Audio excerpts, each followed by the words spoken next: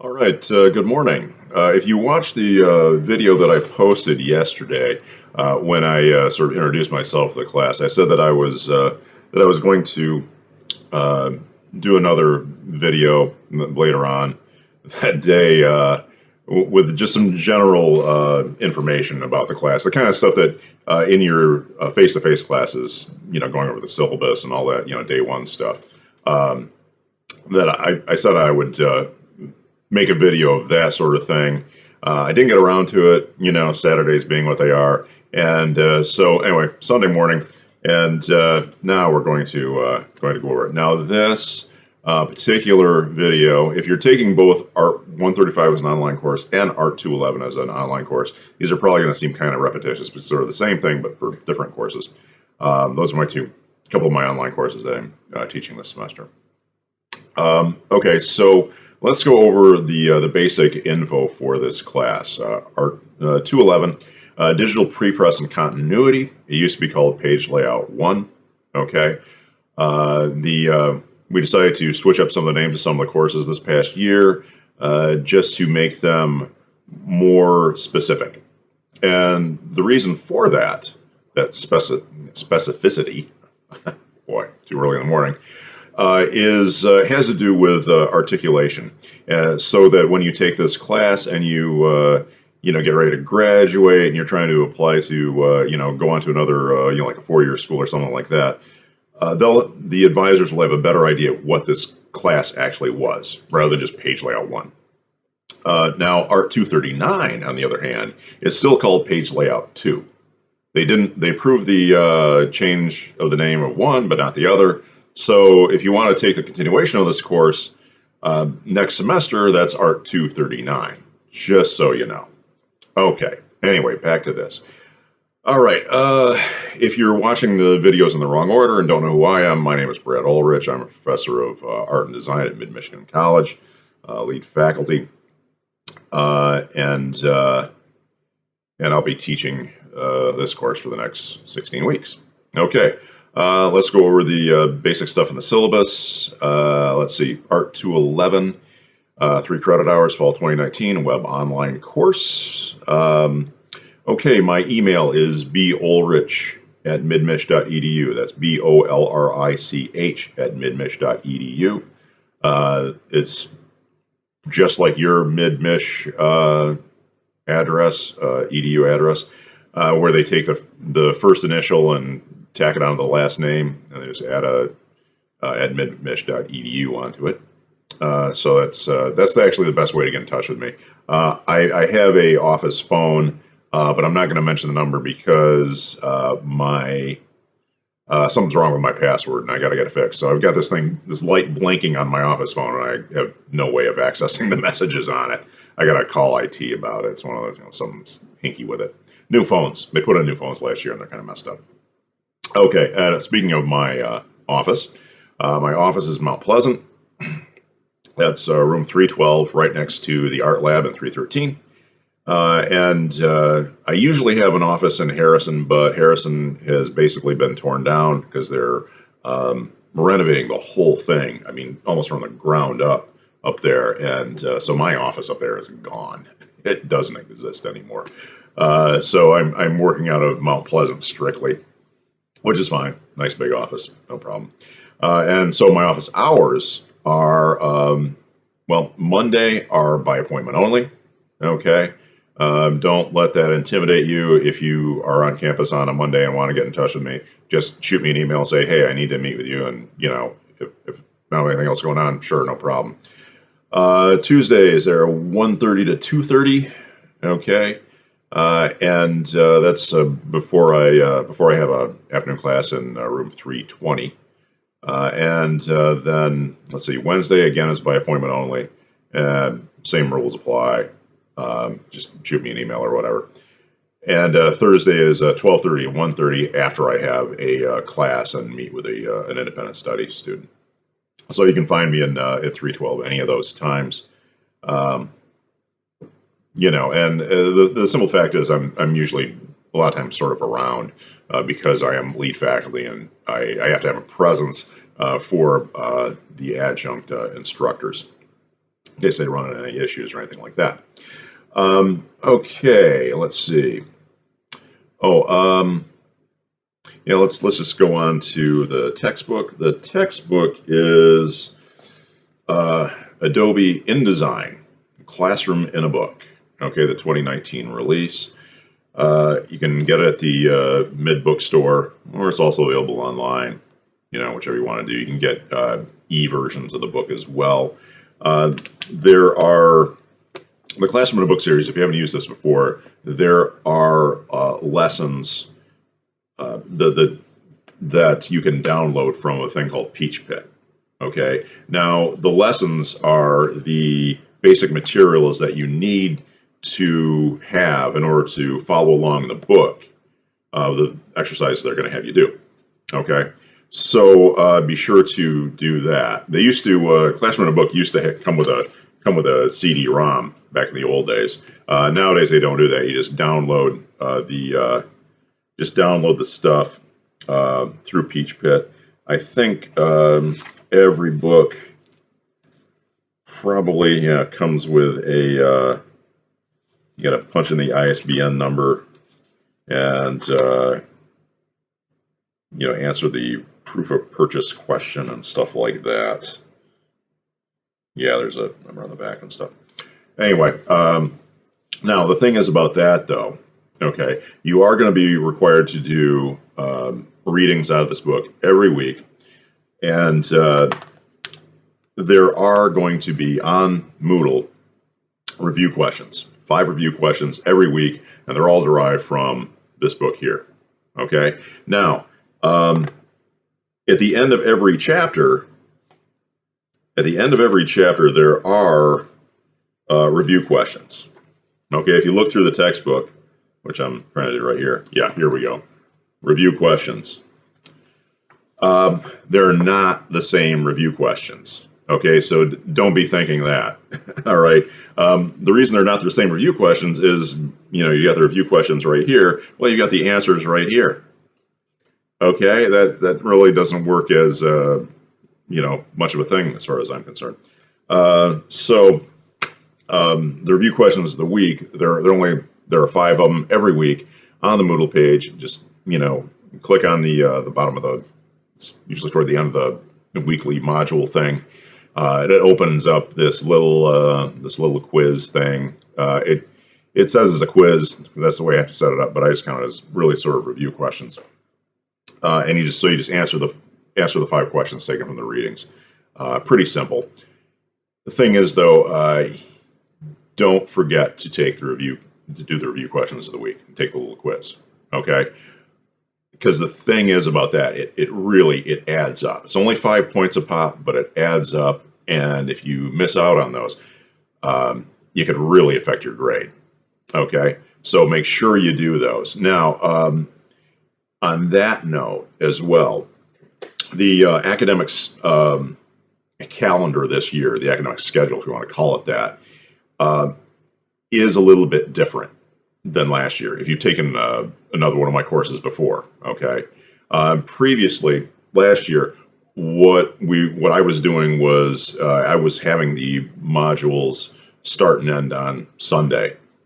Well, they told me I can't do that anymore, okay, because according to the mid-academic calendar, the week starts on Saturday, okay, Saturday morning, midnight, when the clock chimes, midnight, as the day begins.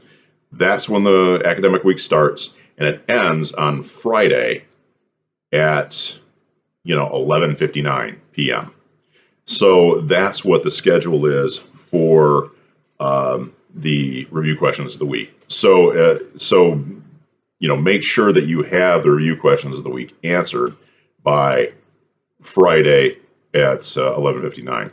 Also, speaking of that little schedule there, that Friday night deadline, that is also true for posting your progress of the week and commenting.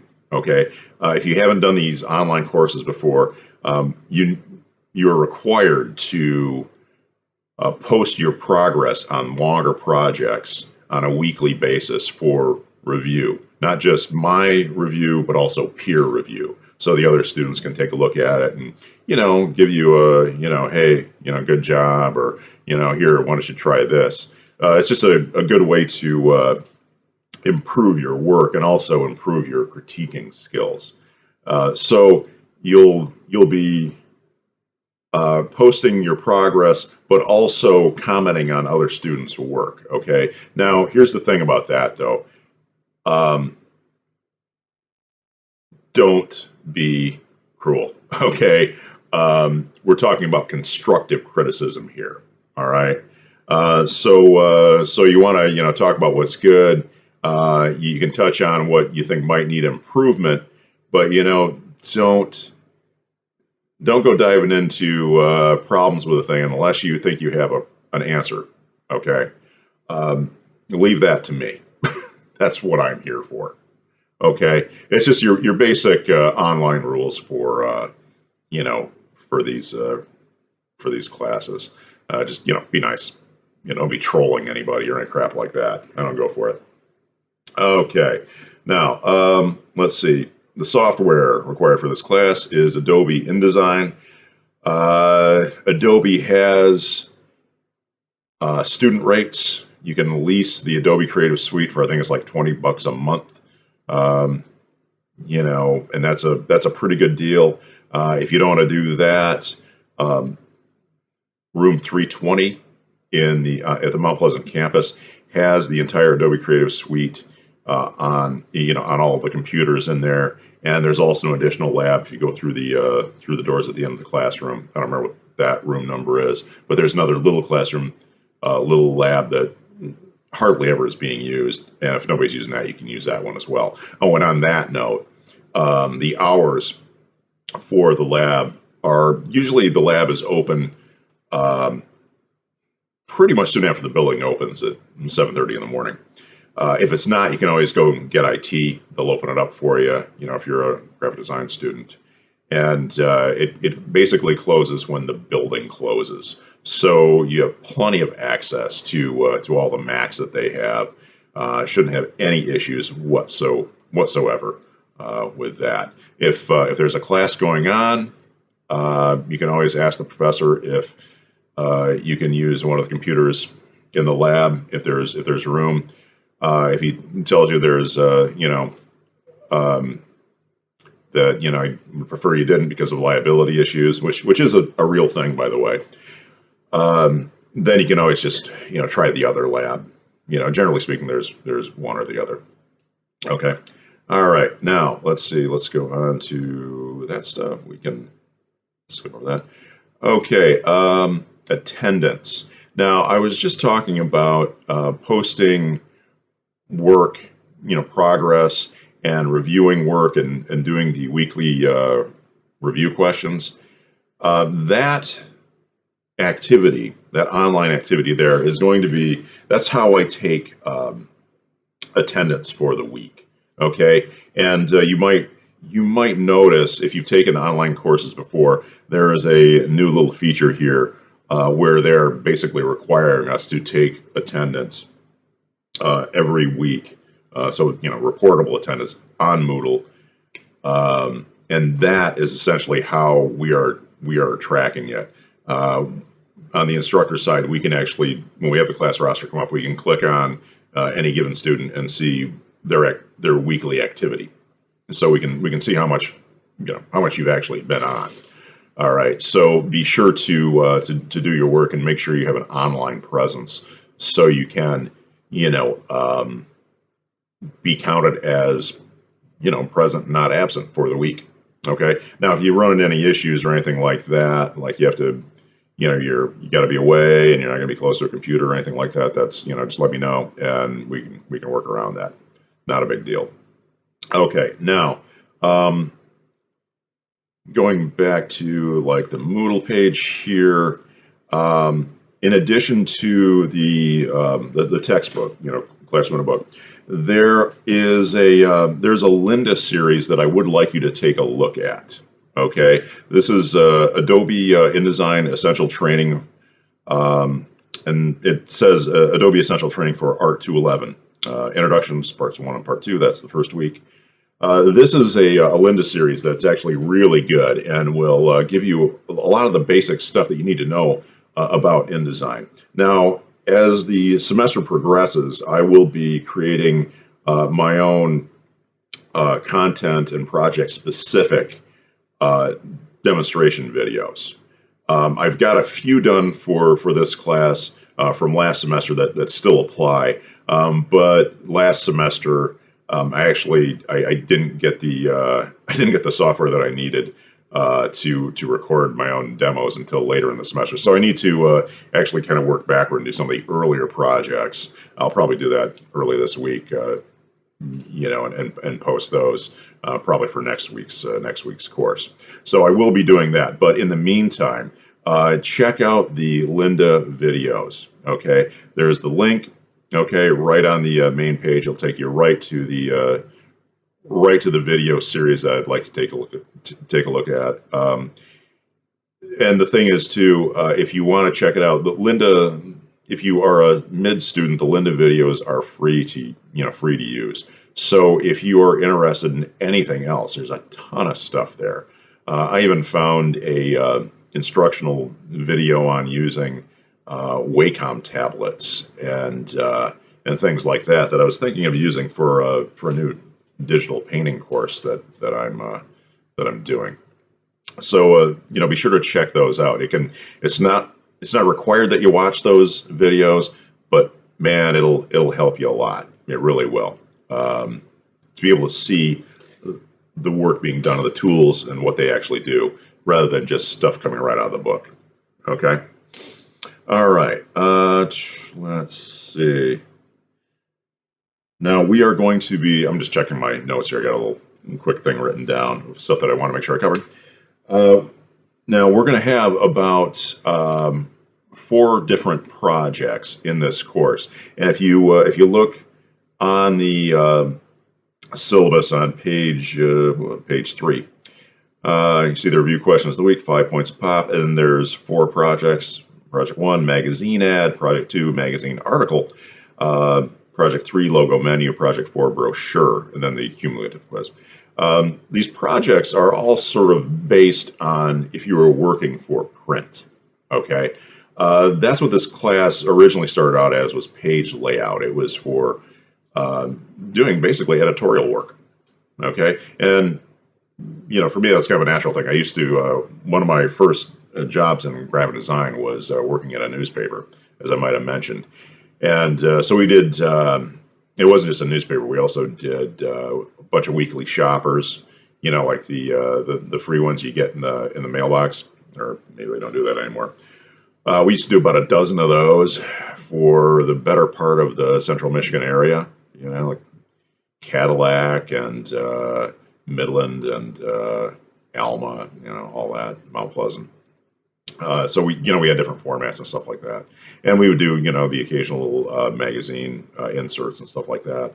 So I've got a lot of experience doing stuff for print, and that's what this is basically going to be. So yeah, a menu, brochure, magazine article. They're going to have different sorts of layouts. They're going to be different dimensions, different page sizes. Okay, and we're going to talk a lot about how to create a page that draws the eye, where you want it to, and has a aesthetically pleasing look. Okay, so that's the projects that we're going to be doing.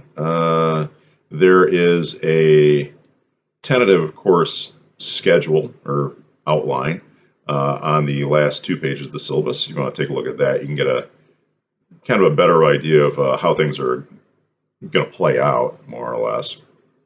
And I think that's about it for this video. Okay, all right. So so I look forward to seeing your work and seeing what kind of stuff you come up with. Okay, I actually enjoy this kind of stuff. I was trained as a graphic designer, and like I said, the first thing I ever had to ever had to do as a professional was start designing ads just on the fly. Had no idea what I was doing. Um, oh, one thing to keep in mind as you go into this: asymmetry is good. Symmetry, not so much. That was one of the first things I learned. Because when I first started doing ads, it was always like, oh, I gotta have equal this, equal that. And it's like, no, that's not the way you do it. So asymmetry. Okay. That's your freebie tip of the week, okay, starting out. All right. I'll talk to you guys later, okay?